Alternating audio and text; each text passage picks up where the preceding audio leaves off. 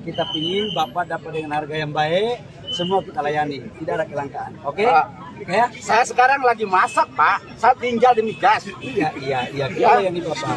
Bukan masalah antri gasnya.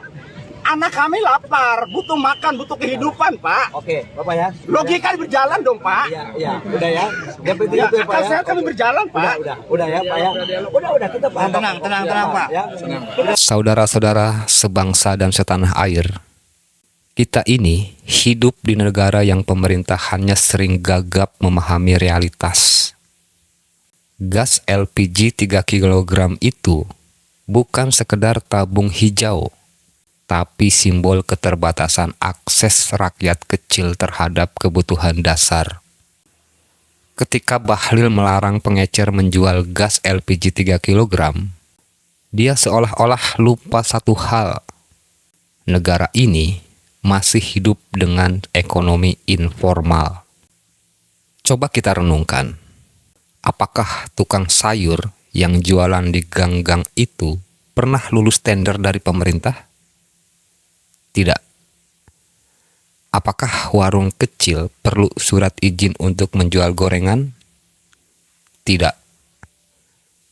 Begitu juga dengan pengecer gas. Mereka itu adalah bagian dari sistem distribusi yang organik, lahir dari kebutuhan rakyat. Tapi apa yang dilakukan pemerintah? Diputus rantainya. Katanya demi efisiensi. Lalu apa yang terjadi? Kelangkaan gas di mana-mana. Ibu-ibu harus keliling kampung buat cari gas. Sementara pejabat di kantor cuma sibuk ngomong, ini demi kebaikan rakyat.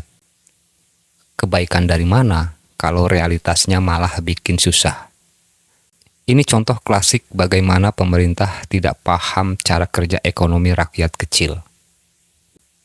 Dan akhirnya, ketika rakyat mulai ribut, media mulai menyorot, dan politisi mulai mencium bau kerugian elektoral, tiba-tiba Presiden Prabowo turun tangan.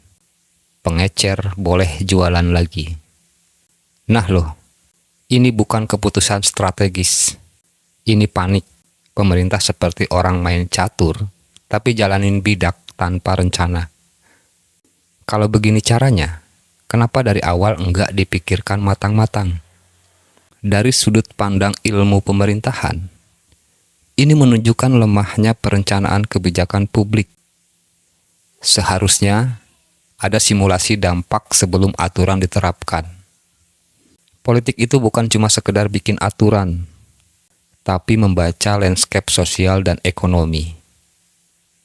Kalau pemerintah gagal memahami itu, maka kebijakan yang lahir bukan solusi, tapi justru problem baru.